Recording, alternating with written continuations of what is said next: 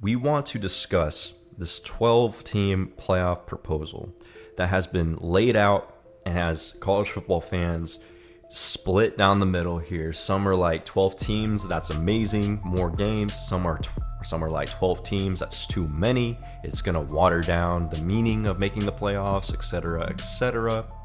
So first off, Shoob, let's go through the 12-team process, the proposal in those 12 teams. Yes, so it obviously isn't official yet, but everyone believes that it will be approved.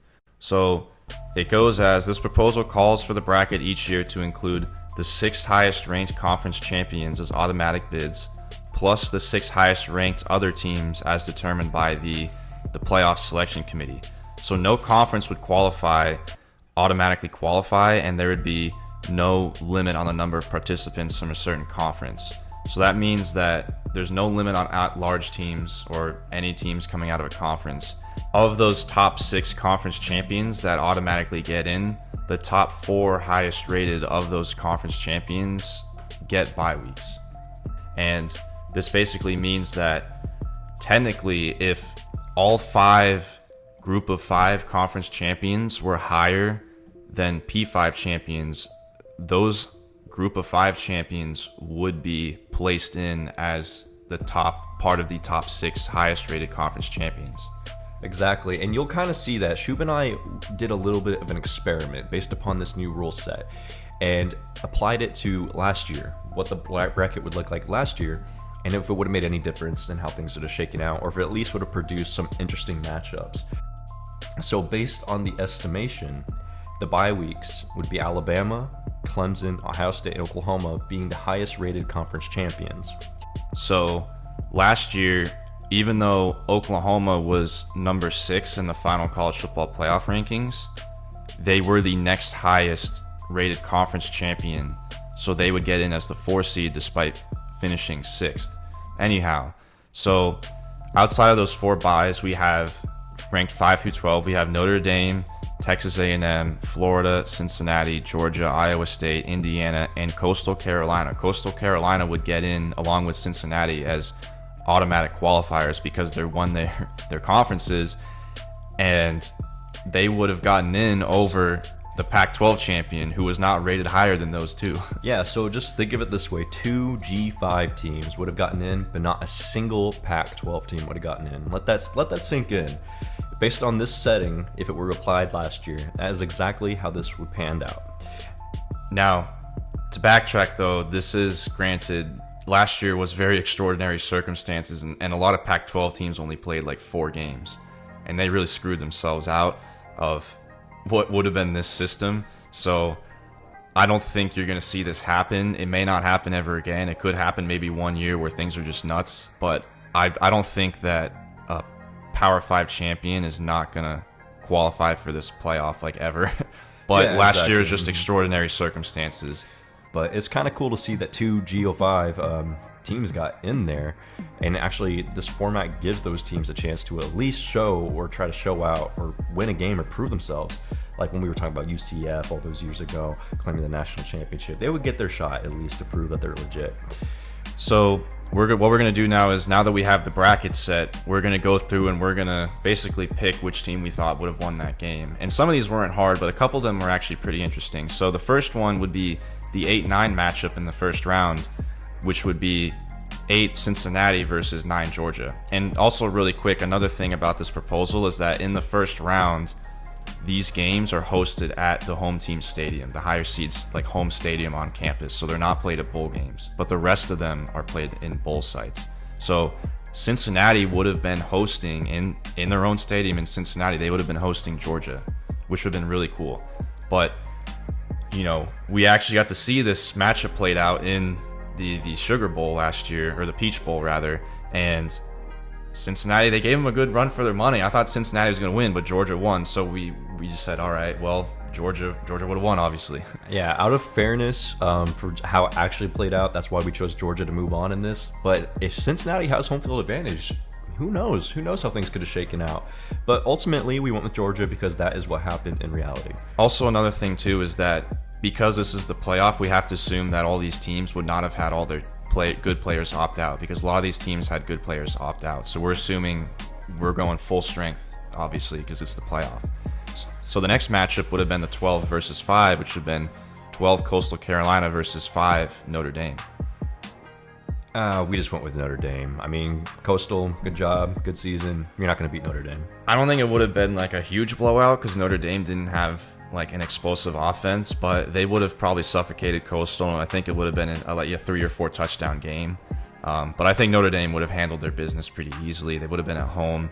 And also another quirk too is that Notre Dame somehow is left out of potentially being eligible for a first round bye in this proposal, because they're not going to be in a conference, which may give them incentive to like join the ACC. So that's just a little nugget there. So that's why Notre Dame fell to the 5th spot, and they have to play a first round game, even though they were ranked number 4.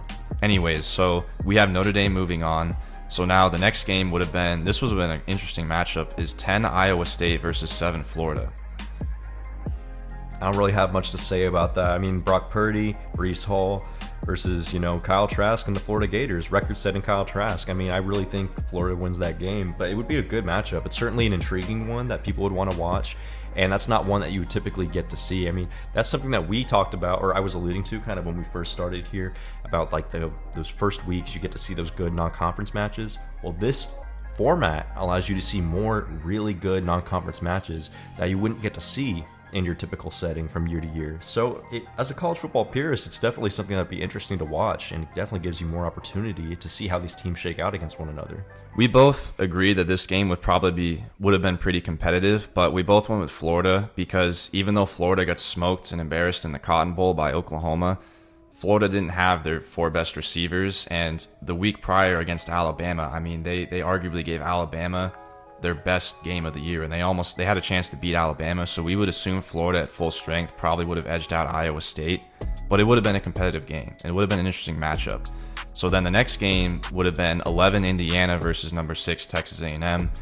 We both had Texas A&M moving on, but it is worth noting that Indiana would have had their starting quarterback Michael Penix. He was hurt for the bowl game, and he likely would have been hurt and out for this game, which would have been a huge hit to Indiana's chances. Exactly, and that's primarily, even with Penix, I think A&M would take it, but it would be a close game. But without Penix, Indiana doesn't really have much of a shot to beat A&M. A&M's defense is too good, and they're just a much better all-around team when you don't have a Michael Penix back there.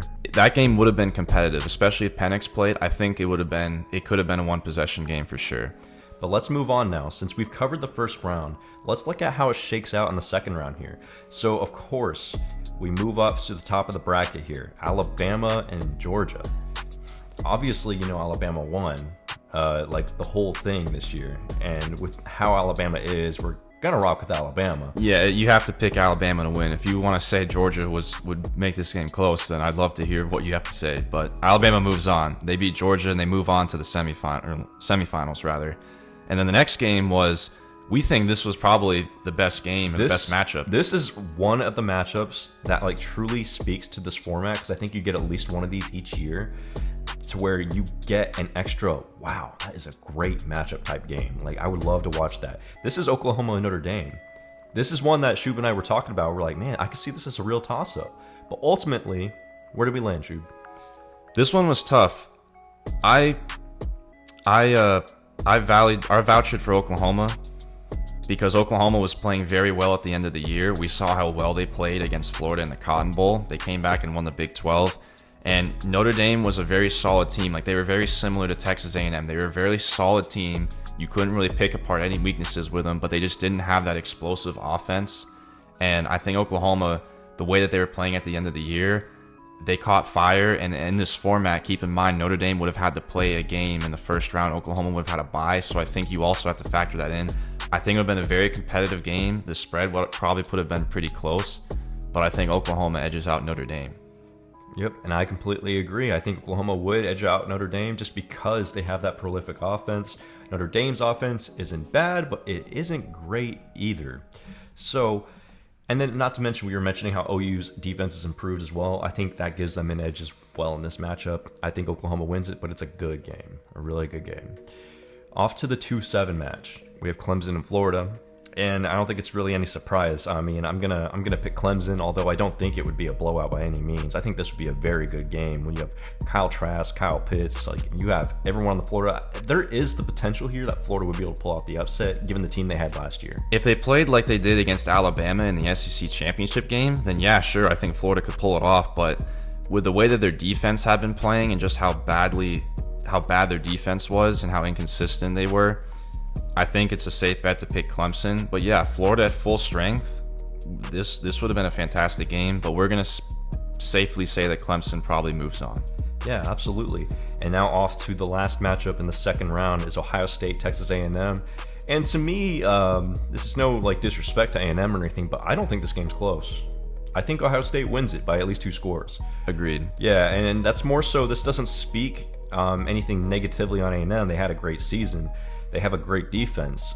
Their offense just isn't prolific enough. Their offense is very stagnant at times.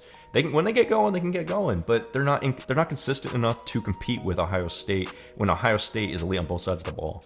Like we said, how A&M was so similar to Notre Dame last year, I think this game would have played out almost exactly like the Alabama versus Notre Dame semifinal played, to where Notre Dame really wasn't in it the whole time, but it was like a 34-7 type of game where, you know, Alabama didn't like light up the yard like they had been, but I don't think A&M would have been able to march up and down the field on Ohio State at ease. I think it would have been probably like a 34-17 type game. Probably a little bit more scoring because Ohio Yeah. State's defense was shaky, but I think Ohio State wins, like you said, by 2 scores. So we have the top 4 seeds, believe it or not, moving on. So we have 1 Alabama versus 4 Oklahoma, and then 2 Clemson versus 3 Ohio State. So the first game, Alabama versus Oklahoma, I mean, you got to go Alabama. Yeah, I mean, I don't think that game would be close either. I mean, Alabama was just that last year's Alabama team was stupid. That team was stupid. I don't think Oklahoma's defense, even in their improved form, would have been able to like they might have been able to muster 1 or 2 stops against Alabama. For how badly Alabama just blew teams out last year, this game would have been competitive compared to what they had been seeing all season, in the sense that Oklahoma might have held the final score within 3 touchdowns. Possibly. Exactly, and that's just because Oklahoma has a good offense. But ultimately, Alabama is Alabama, and their team last year was just completely off the charts. Obviously, Alabama's going to go through here against Oklahoma, probably pretty convincingly. I think 3 scores is probably what we're looking at right here for the Alabama win, and that's being kind of generous, just assuming that Oklahoma shows up. And then on the other side here, we have Clemson, Ohio State, and this is a matchup we actually got to see. And so we went with Ohio State, just purely based upon the results. And Ohio State looked pretty good against Clemson in that game. They beat them rather handedly, and you got to say Ohio State moves on. We got to see that matchup play out itself. So then we have the national championship, Ohio State versus Alabama. The 1 seed versus the 3 seed in this format. And that's how it was with the 14 playoff, and we had Alabama winning the whole thing. I mean, I don't think you can't argue that, you know. So, so it would have been really fun. You know, we likely would have had the same results as we had last year with the 14 playoff. But the big point that Xan specifically was arguing for was that those first and second round matchups, you know, those gave us some pretty fun matchups to watch. They're just extra games, extra excitement. And not only that, Shoob, another consideration, actually a couple considerations. One, I think this would help all those fan bases. It gets you excited. Like, I get to watch my team actually compete for something, especially if you're in the group of 5. Now you actually have a chance. If you're a coach and you're recruiting in the group of 5, before this format, you'd say, yeah, guys, like, come play for me. We can go undefeated. We still won't compete for anything, but we can go undefeated. Or now they can say, hey, we can make the playoffs. We can make a run. Let's show people that we're underestimated, that we have a chip on our shoulder, and let's do something about it. So for me, that helps recruiting for these teams that can get in. They can say, look, we made the playoffs. There's 12 teams that can make it now. We made the playoffs. Maybe it won't be as top heavy as we see, because teams like Alabama, of course, those teams are still going to recruit stupendously well. But maybe we see a little bit more parity in recruiting because people know that they can get the opportunity to play in these games regardless.